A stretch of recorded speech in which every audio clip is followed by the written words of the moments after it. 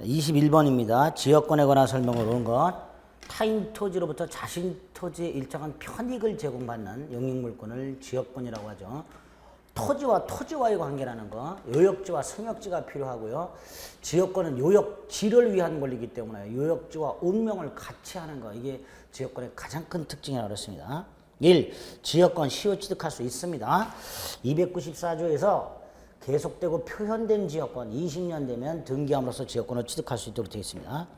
2번 지역권은 요역지와 분리해서 양도할 수 없습니다. 절대로. 요역지 소유자가 지역권만 양도하는 거 안 됩니다. 절대로. 292조에 보면 지역권의 부종성, 수반성이라고 해서 특히 부종성 292조 2항 지역권은 요역지와 분리하여 양도하거나 요역지와 분리하여 다른 권리의 목적으로는 하지 못한다 라고 강행규정으로 쐐기를 딱 박아놨습니다. 3번 지역권은 다른 약정이 없는 한 요역지 소유권에 부종하여 이전한다. 이 말은 요역지 소유자가 요역지를 팔면 지역권도 함께 이전을 합니다. 따라서 요역지 소유권 이전 등기하면 지역권은 따로 이전 등기하지 않더라도 요역지의 새로운 소유자에게 이전됩니다. 이게 292조 1항 수반성을 말합니다. 수반성. 지역권은 요역지 소유권에 부종하여 이전한다라고 되어 있습니다. 수반성을 말합니다. 4번은 불가분성이라고 해서 요역지의 공유자 중 한 사람이 지역권을 취득하면 다른 공유자도 지역권을 취득한다. 이렇게 됩니다. 그 다음 5번은요. 요역지가 수인의 공유일 때 그 1인에 의한 지역권 소멸시효 중단. 자, 중단이 두 개가 나와요. 공유자 1인에 의한 소멸시효 중단이 나오고요.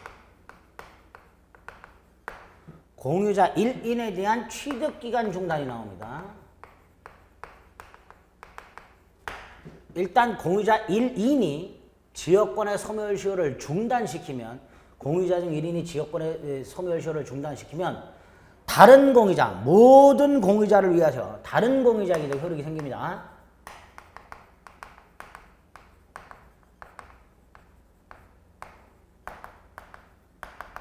효력이 있다예요. 있다.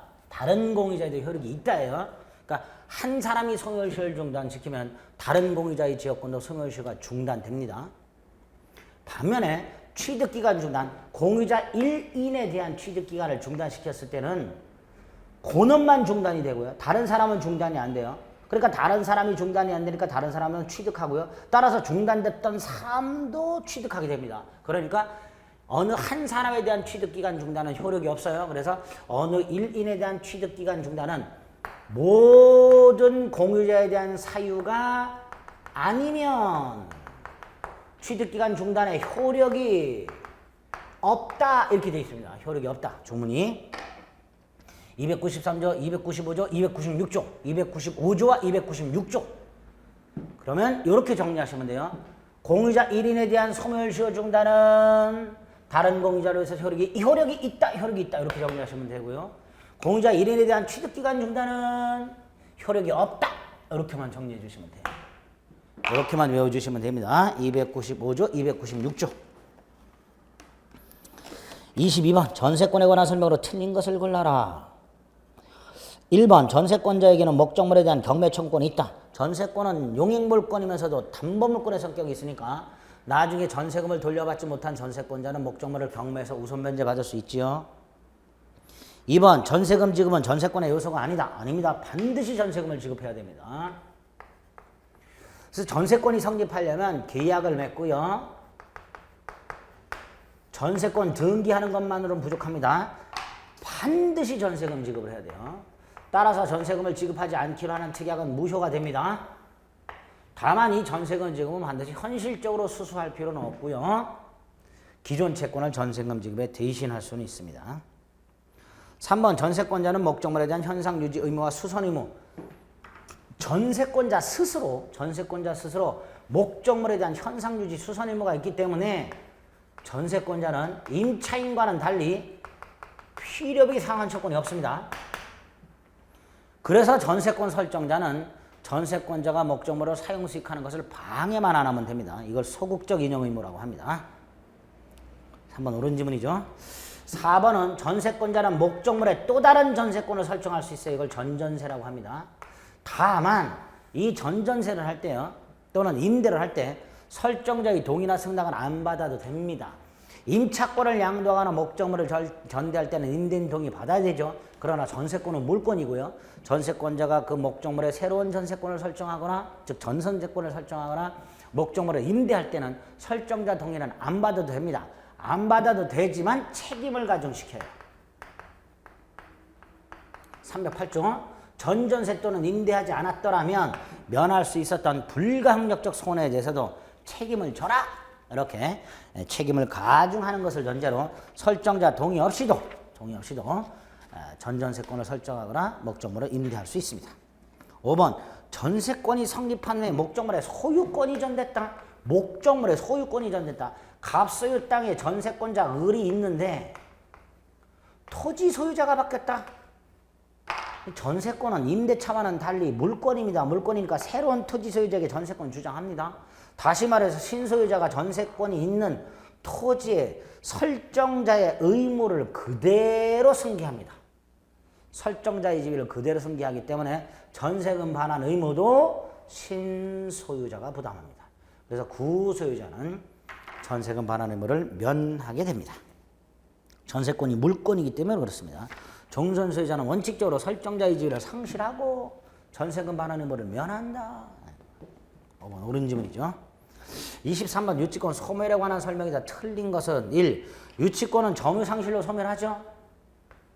유치권에 있어서 목적물의 점유는 유치권의 성립요건임과 동시에 존속요건입니다. 다만 점유상실이 점유 침탈에 의한 경우에는 유치권이 아닌 점유권에 터잡아 204조 침탈 당한 날로부터 1년 내 반환을 청구할 수 있고요. 반환을 받으면 점유는 상실하지 않았던 것으로 되고요. 따라서 유치권도 소멸하지 않았던 것으로 됩니다. 204조. 2번 상당한 다른 담보를 제공하고 유치권 소멸을 청구할 수 있죠. 이때 상당한의 의미는 채권에게 상당하는 의미하고요. 다른 담보는 인적 담보, 물적 담보를 불문합니다. 그리고 상당한 담보를 제공하고 유치권 소멸을 청구하는 거예요. 상당한 담보가 제공되어 있다는 사실만으로 유치권이 소멸하는 게 아니라 유치권 소멸 청구 의사표시를 따로 해야 된다는 거. 그래서 상당한 담보를 제공하고 유치권 소멸을 청구할 수 있고, 그 다음에 이 담보에 대해서는 당연히 유치권자의 승낙이 필요합니다. 말을 유치하고 있는데 100만 원의 손해배상을 받기 위해서 말을 유치하고 있는데 채무자가 3,000원짜리 닭을 가져오면 안 된다 그랬어요. 채무자가 3,000원짜리 닭을 다른 담보로 가져오면 유치권자는 닥쳐 그런다 그랬죠. 기억나시죠? 그래서 제공되는 상당한 다른 담보 제공에 대해서는 유치권자의 승낙이 필요합니다. 4번 채무자가 유치권 소멸을 청구하기 위해서 제공할 수 있는 담보는 물적 담보에 한한다. 아닙니다. 보증인을 세울 수도 있습니다. 인적 담보도 됩니다. 5번 유치권 행사는 피담보 채권 소멸 진행에 영향을 미치지 않는다. 326조 조문인데 그 뜻은 뭐예요? 유치권을 행사하고 있다 하더라도 채권을 행사하는 건 아니더라 말이죠. 유치권을 행사한다는 건 반환을 거절하는 거고, 이건 반환 거절이고요. 채권을 행사한다는 건 돈 갚으라고 청구하는 거예요. 그러니까 반환을 거절하고 있는 것과 돈 내놓으라고 요구하는 건 별개니까 유치권을 행사하고 있다더라도 채권을 행사하는 건 아니더라. 아니니까 이 채권은 소멸시효가 진행된다. 즉 유치권을 행사하더라도 피담보 채권 소멸시효 진행에는 아무런 영향을 미치지 않는다. 이렇게 되겠죠. 24번 저당권의 효력. 1. 채무 불이행을 이유로 하는 손해배상은 원본의 이행기를 경과한 1년분에 하는다. 자, 채무 불이행을 이유로 하는 손해배상을 뭐라 그래요? 지연배상 또는 지연이자, 연체이자를 말하는 거죠. 이거 이자 아니에요. 손해배상이에요. 이자라고 돼 있다 하더라도 손해배상입니다. 요거는 다 배당받을 수가 없고 원본의 이행기를 경과한 후 1년분에 한다 그러죠. 360조.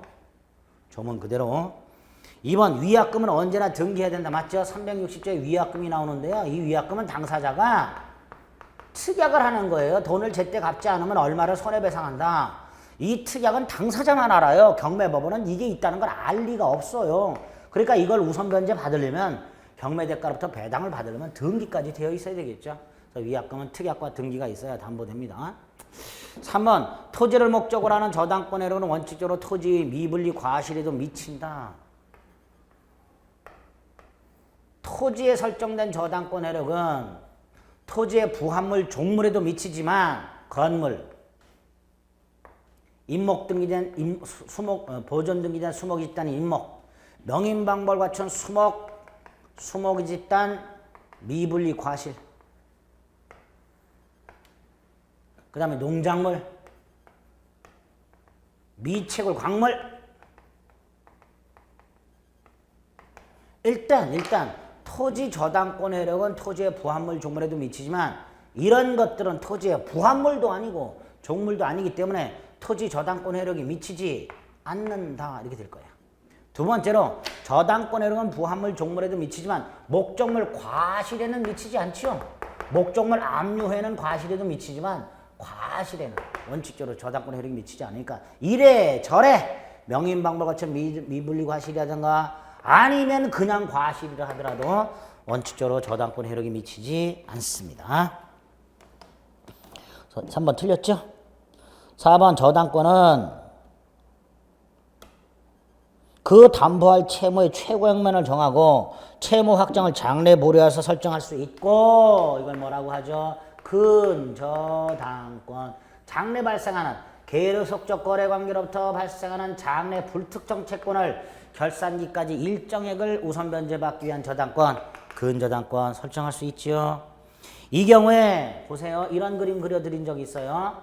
채권액이 증감 변동한다 그랬어요. 이렇게. 그리고 확정이 딱 된다 그랬어요. 이럴 때 이거 확정 전에 채권이 일시 소멸하더라도 근저당권은 소멸하지 않는 부종성 완화. 이게 근저당권의 특징이라고 그랬죠. 그래서 확정될 때까지 채무 소멸 이전은 이 근저당권에 아무런 영향을 주지 않는다. 자, 5번 저당권 하고요. 자, 보세요. 갑소유 아파트에 돈을 빌려줘요. 채권이 있어요. 저당권이 있어요. 아직 변제기가 전인데 을이 갑자기 목돈이 필요해요. 그럼 이거 팔면 되죠. 이거 양도하면 되는 거예요. 이렇게. 이때 저당권만 분리 양도하는 거 절대로 안 됩니다.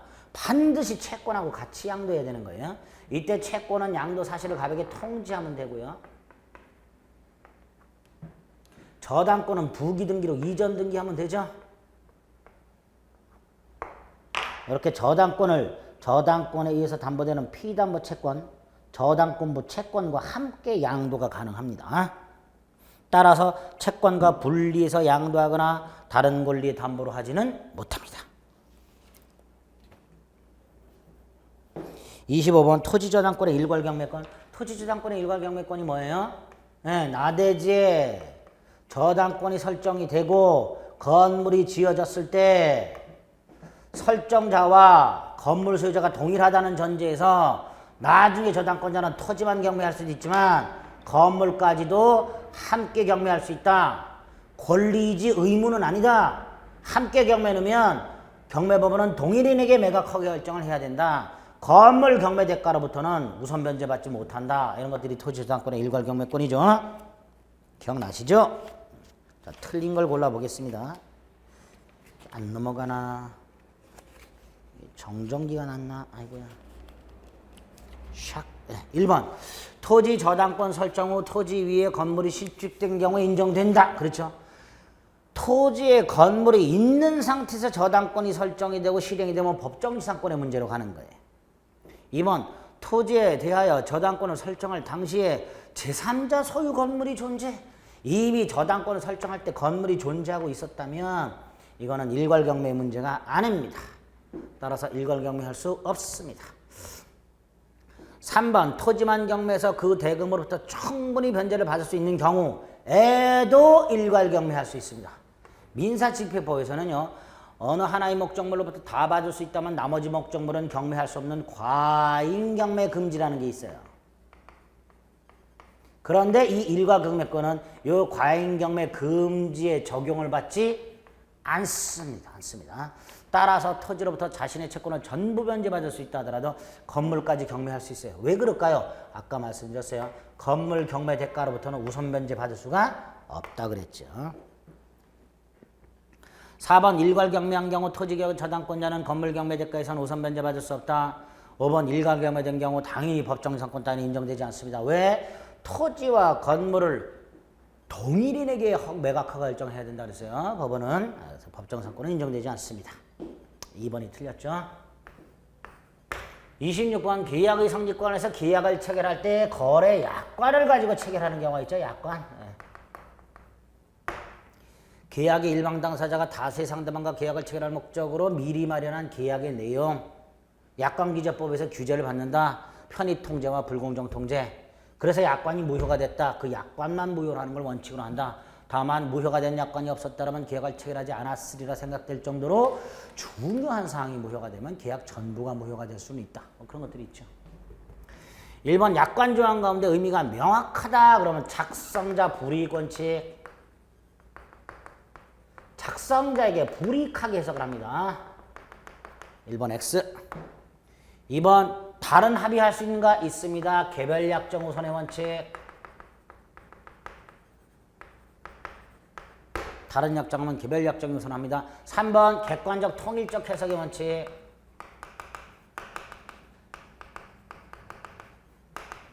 당사자마다 다르게 해석해서는 안 된다. 4번 상대방에게 부당하게 불리한 조항. 기습조항은 예상할 수 없는 조항을 말합니다. 기습조항. 상대방이 가지는 계약상의 권리를 목적을 달성할 수 없을 정도로 제한하는 조항. 약관기재법에서 불공정조항으로 추정을 해버립니다.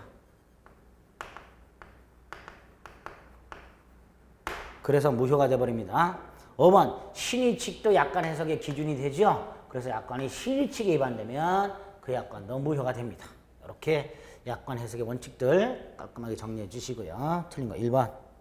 27번은 계약 성립 시기와 관해서 특히 예금 계약이 언제 성립하는가? 요거 의사 실현에 의한 계약 성립이죠. 금융기관 직원이 은행이 있고요. 은행 직원이 있고요. 예금주가 있어요. 예금주가 와가지고 돈을 주면서 예금하겠다 청약을 합니다. 이때 금융기관이 명시적으로 승낙을 할 필요가 없습니다. 받은 돈을 확인하면 이걸 승낙으로 간주해버립니다. 즉 의사 실현에 의한 계약 성립이에요. 승낙으로 볼 수 있는 일정한 사실이 있을 때 계약이 성립한 것으로 보는 게 바로요 의사 실현 계약 성립으로 예금 계약이 됩니다. 따라서 예금자와 금융기관 사이에는 언제 예금 계약이 성립하는가? 3번 예금자가 돈을 제공하고 금융기관이 돈을 받아 확인할 때 의사 실현에 의한 계약 성립을 말합니다. 그래서 3번이 계약 성립 시기가 됩니다. 28번 쌍무계약이 흐르고 난 다음 설명 중 옳은 것을 골라라. 쌍무계약의 당사자 일방은 상대방 채무가 변제기 있지 아니한 때. 상대방 채무가 변제기 있지 않다. 무슨 뜻이에요? 을이 중도금을 먼저 지급을 하고 나중에 잔금을 지급하면서 물건을 넘겨받기로 했어요. 그러면 중도금 지급 날짜가 됐을 때는 아직 상대방은 변제기가 아닌 거죠. 결국 선이행 의무 있는 경우 이걸 말하는 거예요. 거기에서 쌍무계약에서 당사자 일방은 상대방 채무가 변제기에 있지 아니한 때라는 말은 청구받은 자가 선이행 의무자다라는 뜻입니다. 당연히 상대방이 이행 제공할 때까지 거절할 수는 안 되죠. 원칙적으로 선이행 의무 있는 자는 항변권이 없기 때문에 중도금 지급 날짜에 상대방이 중도금을 내놔 그러면 줘야 됩니다. 원칙이에요. 다만 불안의 항변권이라는 게 하나 있다 그랬고요. 또 하나가 중도금을 지체하다가 잔금 지급끼리 도래하게 되면 이때는 중도금에 대해서 항변권이 생길 수 있는 두 가지 예외는 있다고 했습니다. 2번 봅니다. 당사자 일방이 상대방에게 먼저 이행을 해야 될 경우 선이행 의무 있는 경우라 하더라도 상대방이 이행이 곤란할 현저한 사유가 있더라. 아파트를 분양자 받은 자가 중도금을 내야 되는데 건설회사가 워크아웃 들어갔다. 신용 상태가 불안하다. 중도금 내기 싫지요. 이런 걸 불안의 항변권 이렇게 부릅니다. 이렇게 예외적일 때 선이행 의무자라 하더라도 항변권을 행사할 수가 있습니다. 2번 옳은 질문이죠. 3번은 쌍노계약의 당사자 일방 채무가 당사자 쌍방 책임 없는 사유로 이행할 수 없게 됐다. 채무자에게 귀책 사유 없는 후발적 불능 위험 부담. 채무자에게 귀책 사유 없는 후발적 불능 뭐가 된다고요? 위험 부담. 갑이 을에게 땅을 팔았는데 땅이 매각 후에 수용이 됐다. 갑이에게 건물을 팔았는데 건물을 넘겨주기 전에 원인모를 화제로 건물이 소실이 됐다. 갑에게는 아무런 잘못이 없이 갑의 의무가 후발적으로 불능이 됐다. 갑은 토지나 건물을 인도할 의무를 면하는 대신 위험을 뒤집어 쓴다. 대금 청구하지 못한다. 채무자 위험 부담주의죠. 3번 그래서 상대방 이행을 청구할 수 없는 게 원칙입니다. 다만 4번 5번 3번은 채무자 위험 부담이고요. 4번 5번은 채권자 위험 부담. 즉 갑은 을에게 토지나 건물을 넘겨줄 수는 없으나 대금은 청구할 수 있다. 두 가지. 채권자 귀책 사유로 불능이 된 경우하고 채권자 수령 지체 중 양당사자 귀책 사유 없이 불능이 된 경우하고 이 두 가지는 채무자는 상대방에게 돈 내놔라 대금 지급을 청구할 수 있다. 채권자 위험 부담지. 그래서 그런 것은 2번. 조문이 쭉 나와 있는 거예요. 536조부터 538조까지. 지금 28번은 536조부터 538조까지 조문이 쭉 나와 있는 겁니다. 29번 계약 체결상의 과실 책임이라고 나왔네요. 계약 체결상의 과실 책임은 계약은 성립되었으나 계약의 목적 달성이 원시적 불능일 때 나타나죠. 계약은 무효가 되면서 그 무효라는 걸 알았거나 알 수 있었을 자가 선의 무과실 상대방에게 이행이익을 넘지 않는 범위 내에서 신뢰이익을 배상해라. 그거죠. 그 계약 철성의 과실 책임입니다. 우리 민법 및 판례는 원시적 전부불능에 대해서만 계약 체결상의 과실 책임을 인정합니다. 2번 악의 또는 과실이 있는 당사자는 즉 알았거나 알 수 있었던 자는 계약의 유효함으로 인하여 생길 이게 이행이익이에요. 535조에 의하면 계약 체결상의 과실 책임 이행이익을 넘지 않는 범위 내에서 즉 계약의 유효함으로 인하여 생길 이익을 넘지 않는 범위 내에서 계약의 유효를 믿었음으로 인하여 받은 손해 신뢰이익을 배상하라. 계약의 유효를 믿었음으로 인하여 받은 손해를 배상해라. 신뢰이익을 배상해라. 이렇게 되어 있습니다. 상대방은 선의 무과실이어야 되기 때문에 상대방이 악의 또는 과실이 있다면 계약 체결상의 과실 책임은 성립하지 않습니다. 4번 착오를 이유로 취소한 경우 우리 판례 뭐라 그래요? 착오를 이유로 취소한 사람은 상대방에게 한 푼도 배상할 책임이 없다 그러지요. 여기에다가 느닷없이 계약 체결상의 과실 책임을 져라 하면 안 됩니다. 4번 X 한 푼도 배상할 책임이 없다. 4번 X 5번 계약 교섭중 정당한 이유 없이 계약 체결을 거부, 계약을 교섭하다가 정당한 이유 없이 계약 체결을 부당하게 거부. 이걸 부당 파기라고 하죠. 계약이 체결될 것이라는 신뢰를 상대방에게 심어줘서 상대방이 그 믿음에 터잡아 행동했음에도 불구하고 정당한 이유 없이 계약 체결을 거부하는 경우 불법행위 손해배상 책임진다 그랬어요.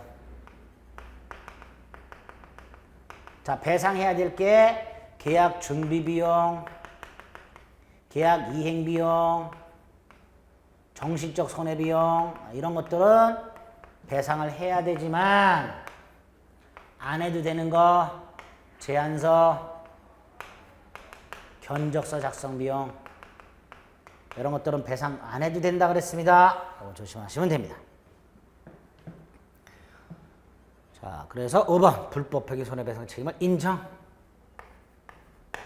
30번 갑은 자기 소유 주택에 대해서 을과 매매 계약을 체결하고 계약금과 중도금만 받은 상태다.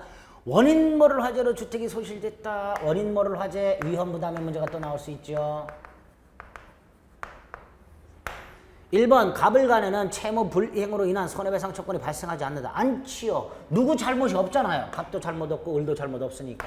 1번 5. 2번 갑은 을에게 건물을 넘겨줄 의무를 면하지만 돈은 받을 수 없다. 또 미리 받은 게 있다면 돌려줘라. 계약금 중도금 돌려줘라. 2번 X. 3번 가분을에게 대금을 청구할 수 없다. 4번 위헌부담 임, 의, 규, 정. 따라서 이 경우에 갑이 을에게 대금 청구할 수 있다라는 특약 유효. 특약 유효. 만약에 을이 주택을 인도받아서 사용수익하고 있다가 멸실됐어요. 갑은 돈 달라 소리 못하고 받은 거 돌려줘야 되니까 을도 사용이익 돌려줘야 되죠.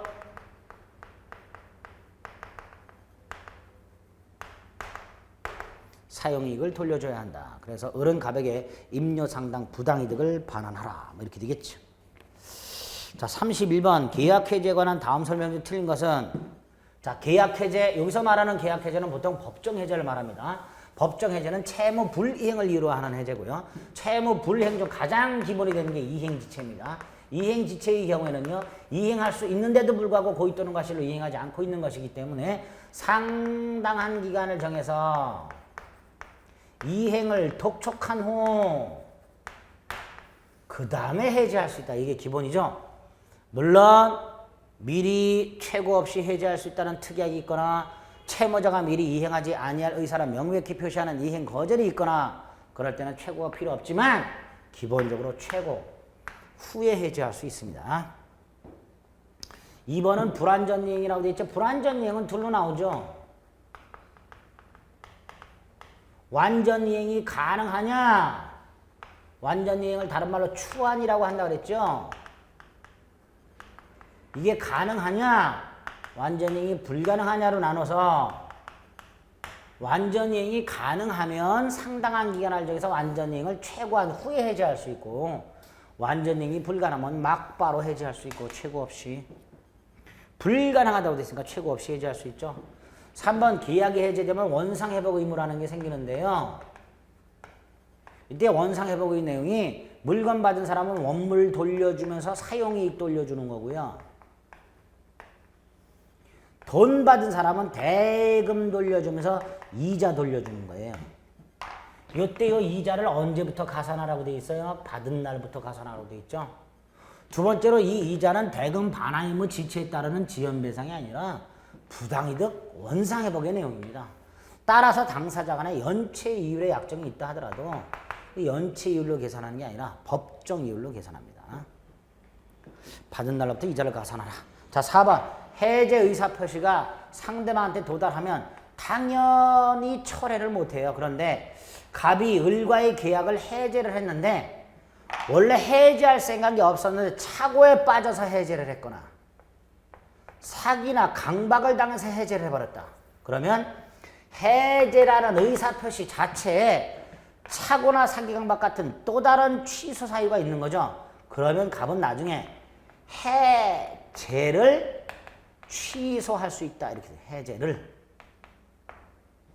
갑이 을과의 계약을 해제를 했는데 그 해제할 때 착오가 있었거나 사기나 강박을 당해서 해제할 생각이 없었는데 사기나 강박을 당해서 해제를 했다면 해제 자체에 취소 사유가 있는 거니까 그 해제 자체를 취소할 수는 있습니다.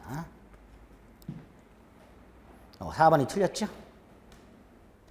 5번 계약을 해제한 때는 원상회복 의무를 부담하며 원상회복 의무 별도 손해배상을 청구할 수 있다. 자, 5번은 뭐죠? 계약의 해지는 손해배상 청구에 영향을 미치지 않습니다. 551조 따로 손해배상 청구할 수 있지요. 32번 매도인과 매수인이 토지 매매 계약을 체결하면서 계약금을 교부했다. 자, 계약금 유상계약을 체결하면서 일방이 타방이 교부하는 금전기타 유가물 대금 일부의 성질이 없기 때문에 원칙적으로 돌려주는 것을 원칙으로 한다. 계약금 계약이 체결돼야 한다. 계약금 계약은 종된 계약, 매매 계약의 종된 계약, 독립된 계약, 요물 계약. 계약금을 주고 받아야 계약금 계약이 체결된다. 계약금은 증약금이 최소한도의 성질이다. 민법이 부여한 게 해약금이다. 해약금이란 건 계약금을 주고받은 양당사자에게 해제권이 하나 생긴다. 이게 해약금이다. 특약을 해야 위약계약금의 성격을 띠게 된다. 특약이 없는 한 절대로 위약금의 성격을 갖지는 않는다. 해약금의 의미, 계약금을 받은 사람은 배를 주고 해제할 수 있고 준 사람은 계약금을 포기하고 해제할 수 있다. 언제까지? 당사자 일방의 이행에 착수할 때까지. 이런 것들이 계약금 계약에서 떠오르셔야 됩니다. 1. 만약에 계약금을 주고받지 않았다면 계약금 계약은 성립하지 않는다. 맞지요? 요물계약이기 때문에. 2번 매도인은 당사자 일방이 이행에 착수할 때까지 계약금을 반환해야 아닙니다. 100을 반환해야 돼요. 받은 놈은. 3번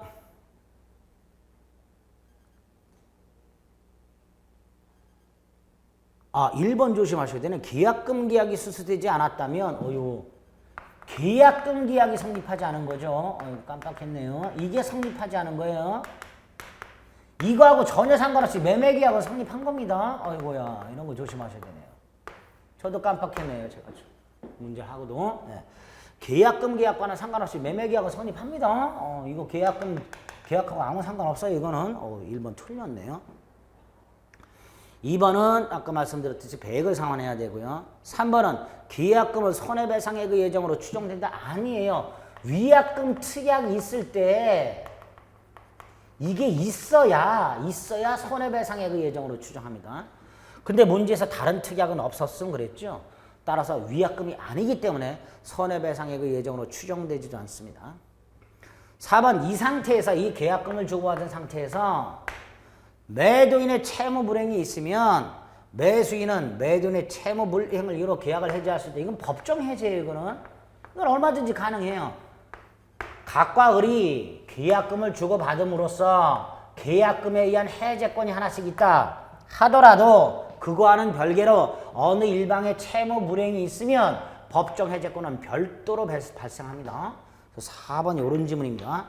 계약금의 수수로 인해서 계약금에 의한 해제권이 유보되어 있다 하더라도 채무 불이행을 이유로 하는 법정 해제권 발생에는 아무런 영향을 미치지 않습니다. 따라서 계약금을 주고받아서 계약금 해제권이 있는 상태에서도 상대방이 채무 불이행을 이유로 법정 해제할 수 있습니다. 4번입니다. 5번 매수인은 그가 이행에 착수했다. 매수인이 이행에 착수했네요. 그러니까 설령 매도인이 이행에 착수하지 않았다 하더라도 둘 중에 한 사람이 이행 착수했으니까 더 이상 계약금 해제는 못합니다. 매도인도 100을 주고 해지할 수 없고 매수인도 계약금을 포기하고 해지할 수 없습니다. 5번도 틀렸네요. 옳은 거 4번. 33번 매매에 관한 설명 중 틀린 것은 1. 매매가 성립하려면 매매 의사 합치뿐만 아니라 계약 비용, 이행 시기, 장소 등에 관해서도 합의가 있어야 된다. 아닙니다. 계약은요. 목적만 일치하면 돼요. 재산권 이전해 주겠다. 어떤 재산권 이전해 줄지. 대금을 지급하겠다. 얼마를 줄지. 이거에 대해서 확정되어 있거나 확정할 수 있는 기준만 마련되어 있으면 계약은 성립합니다. 이행 시기라든가 대금 지급 방법이라든가 대금 지급 장소라든가 이런 거는 계약의 목적이 아닙니다. 계약의 부수적인 사항에 불과할 뿐 따라서 이 두 가지만 합치하면 계약은 성립하고 나머지 부수적 사항에 대해서는 의사합치가 없어도 계약은 얼마든지 성립합니다. 2번 타인 권리 매매 계약은 일단 유효라 그랬죠. 매도인 입장에서는 그걸 취득해서 넘겨줘야 될 의무가 생길 뿐 타인 권리 매매 계약도 일단은 유효합니다. 3번 매매 계약에서의 계약 비용, 계약 비용 균분 부담하죠. 특별한 약정이 없는 한. 근데 이건 매매 계약 비용을 말하는 거고요. 이전 등기 비용은 여기에 포함 안 됩니다. 이 이전 등기 비용이 채무 이행 비용인데요. 이건 보통 권리를 취득하는 자가 부담하죠. 이건 계약 비용이 아니에요. 이전 등기 비용은. 그러니까 3번 원칙적으로 매매 계약에 있어서 채무 이행 비용은 채무자 부담이고 계약 비용은 당사자 쌍방이 균분 부담한다. 보통 채무 이행 비용, 이전 등기 비용 매수인이 부담하죠. 그래서 여기 채무자가 부담한다라는 의미가 조금 애매합니다. 채무자가 부담. 이전 등기 채무가 누구예요? 채무자가. 도인이죠.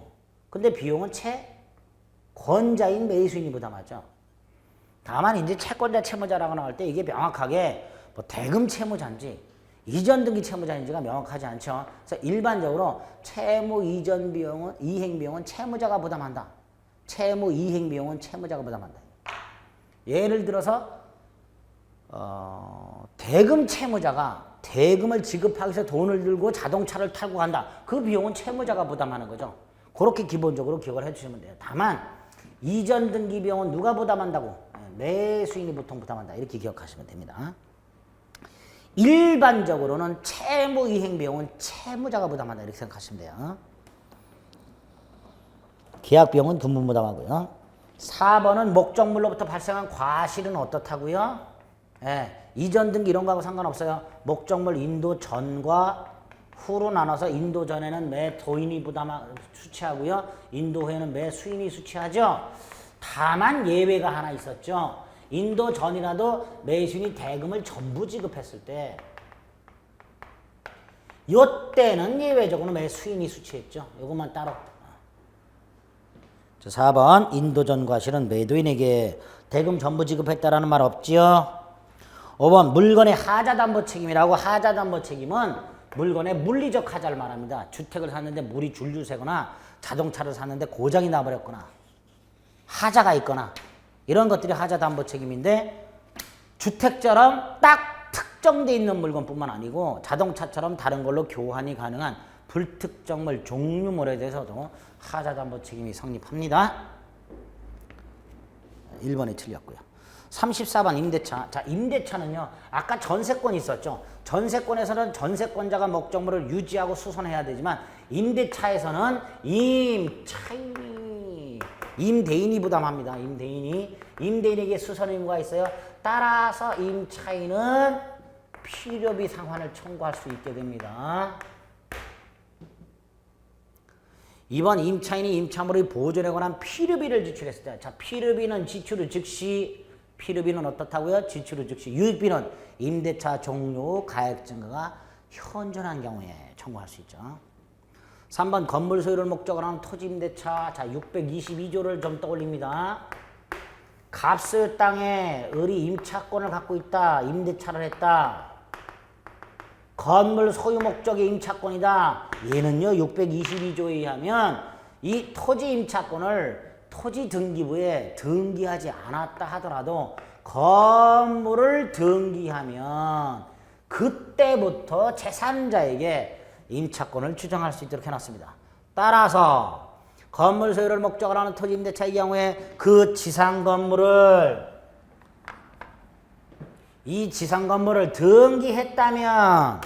등기했다면 설령 그 토지 임차권을 등기하지 않았다 하더라도 제3자에게 새로운 토지 소유자에게 자신의 임차권을 주장할 수 있다라고 해야죠.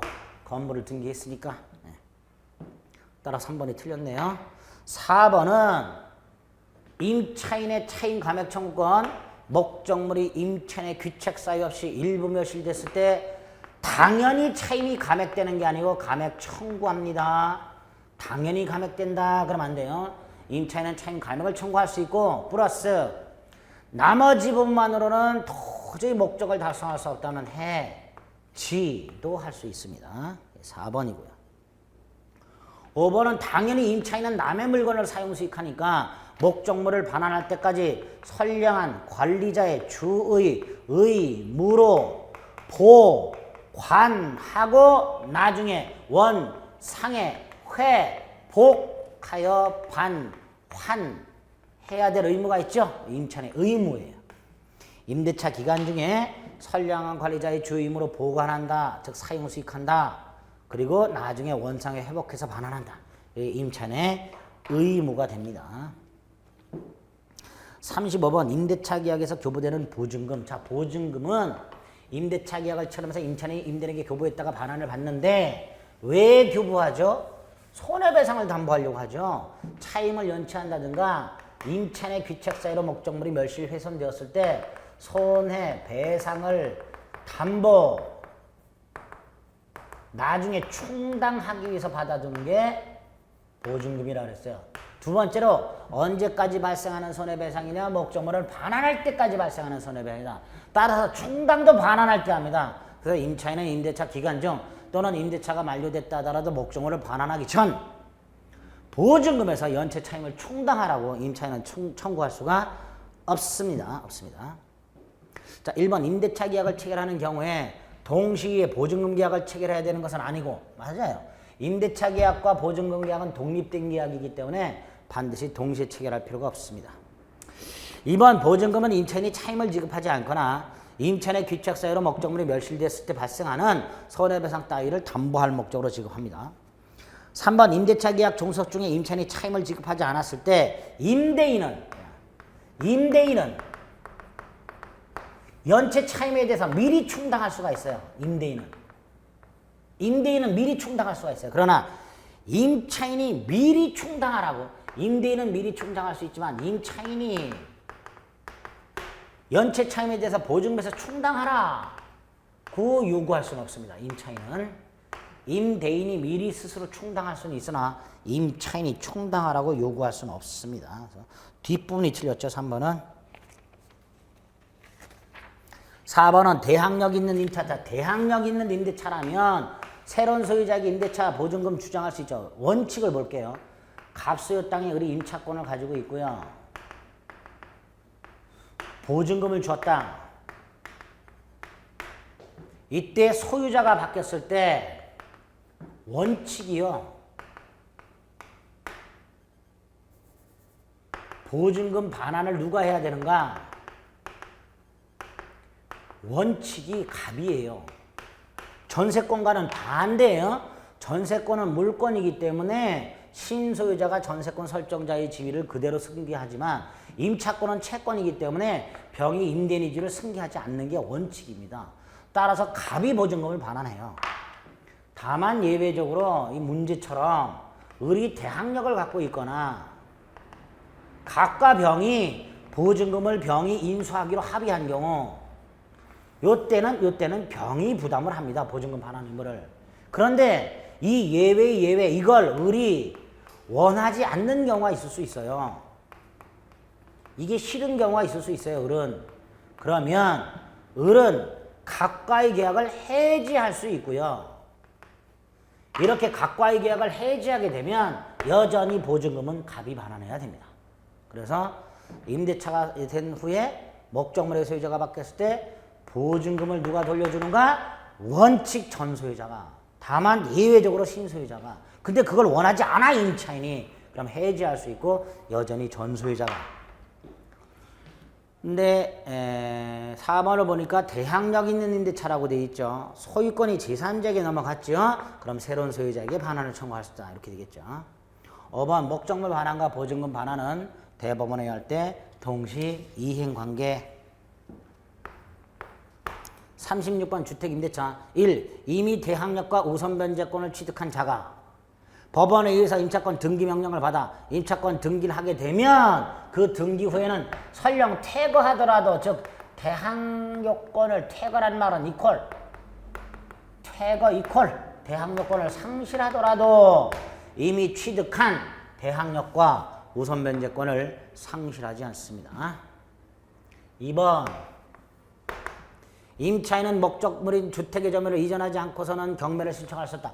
원래 민사집행법에 의하면 동시이행관계 있는 자가 경매를 내면 자신의 의무를 이행 또는 이행 제공을 해야 돼요. 그러니까 원칙적으로 주택 임차인도 목적물을 경매를 내면 자신의 반대 의무, 주택을 명도를 해야 돼요. 그런데 주택 임차인은 명도하는 순간 대항력과 우선변제권을 상실합니다. 따라서 주택임대차법을 보면 특별 규정을 두고 있어요. 뭐라고? 주택 임차인은 주택을 명도하지 않더라도 즉 자신의 반대 의무를 이행 제공하지 않더라도 경매할 수 있다. 즉 주택 임차인의 반대 의무 이행 또는 이행 제공은 집행을 개시하기 위한 즉 경매를 신청하기 위한 요건이 아니다라고 되어 있습니다. 주택임대차보호법 3조의 2에 보면 이렇게 되어 있어요. 주택임차인이 보증금 반환 청구 소송의 확정 판결에 터잡아 주택을 경매를 넣을 때 집을 비우지 않더라도 경매를 넣을 수 있다. 주택임차인의 반대 의무의 이행 제공은 집행개시 요건이 아니다. 2번 틀렸죠.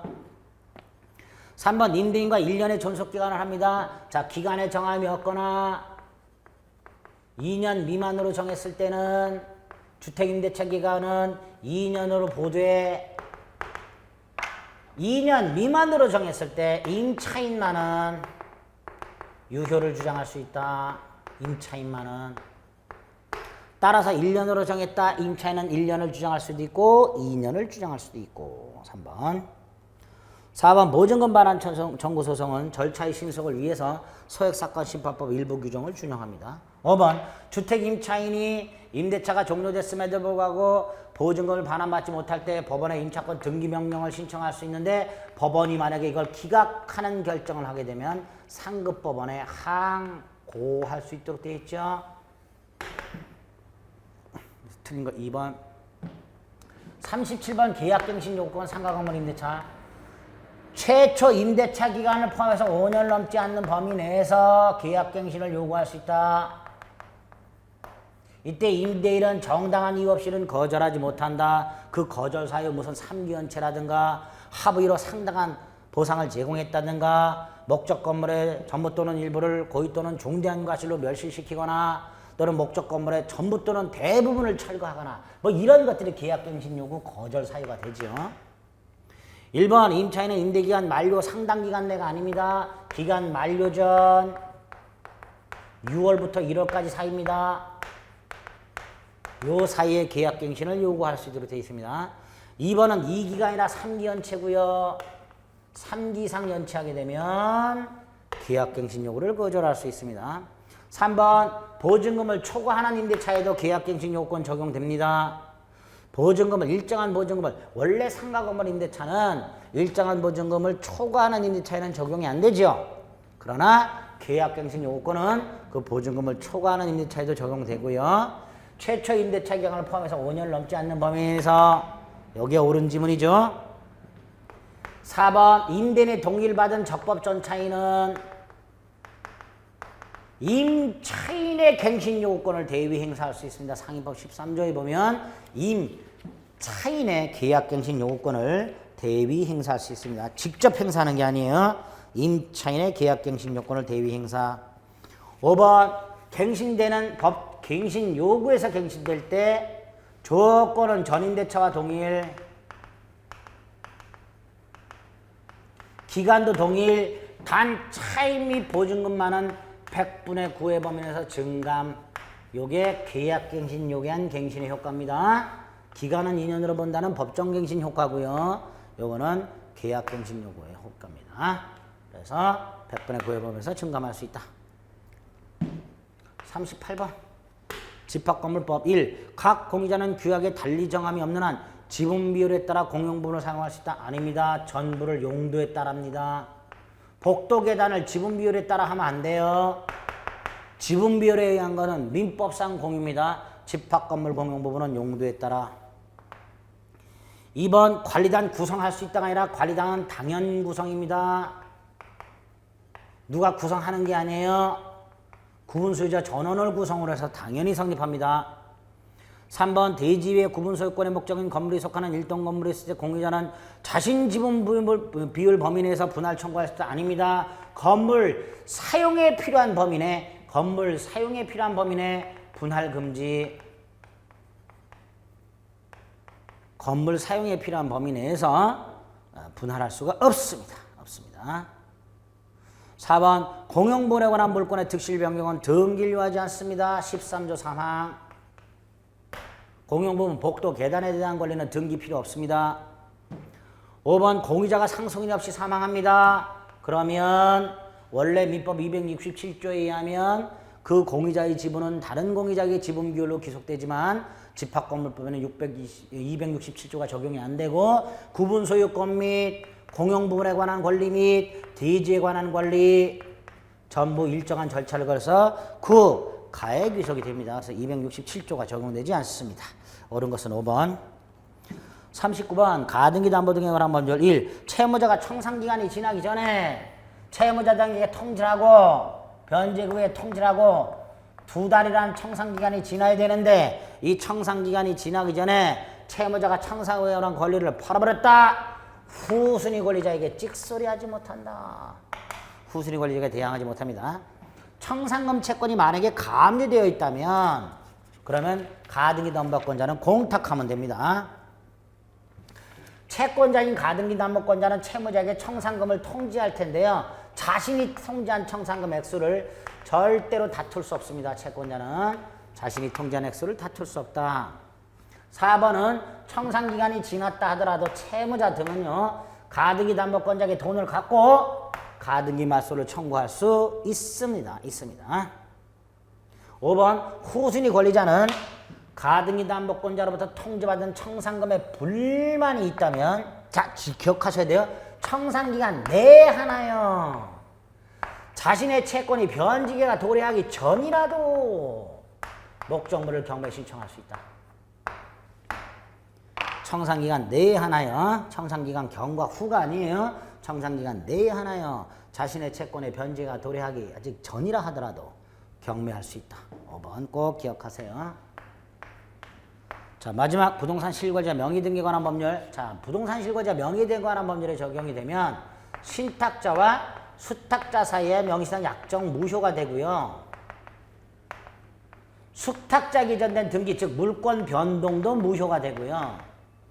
다만 수탁자와 거래한 제3자는 선악불문하고 보호되기 때문에 명의신탁 약정 무효와 등기 무효를 선악불문하고 제3자에게 대항하지 못한다라고 되어 있습니다. 1번 X.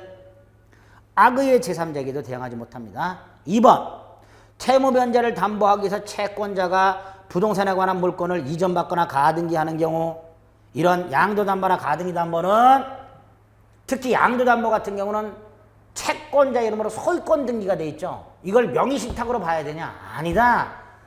가등기담보나 양도담보 같은 것들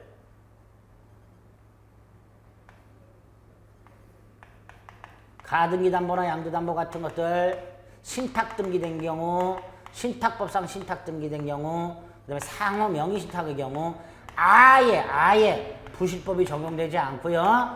따라서 이런 것들은 금지되는 명의신탁 약정이 아니다. 따라서 제외됩니다. 3번은 부동산에 관한 물건을 취득하기 위한 계약에서 수탁자가 일방 당사자라고 되어 있으니까 계약 명의신탁을 말하는 거예요.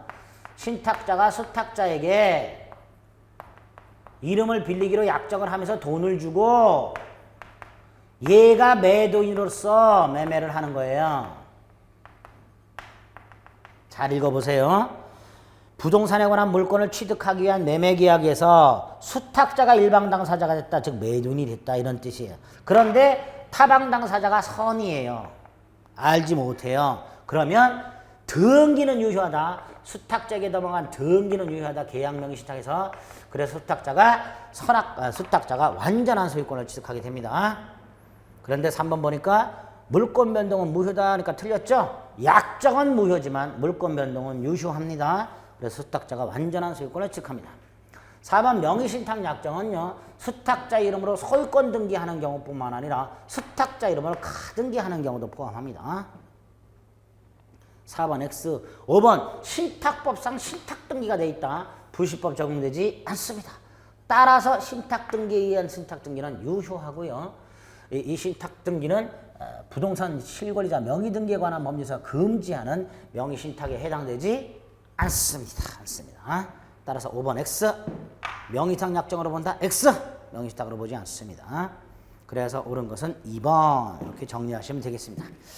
지난 시간에 끝날 때쯤 말씀드렸지만 이번 모의고사는 기본적인 내용들로만 구성이 되어 있습니다. 난이도 높은 거 우리 실전에 가면 난이도 높은 게 4개에서 한 8개 정도 되는데요. 사례 형태가 나오거나 판례가 질질 길게 나오거나 뭐 이런 것들 그런 것들은 다 배제한 채 기본적인 내용들만 구성을 했기 때문에 여러분들이 너무 쉽다고 또 마음 들떠가지고 막 민법 소홀히 하지 마시고요. 기본이 되는 것들에 충실해야만 합격할 수 있습니다. 이렇게도 충분히 많이 나올 수 있으니까 이렇게 나온 것만 다 맞더라도 충분히 합격할 수 있습니다. 아시겠죠? 잘 정리해 주시기 바랍니다. 여기까지 하겠습니다. S였습니다.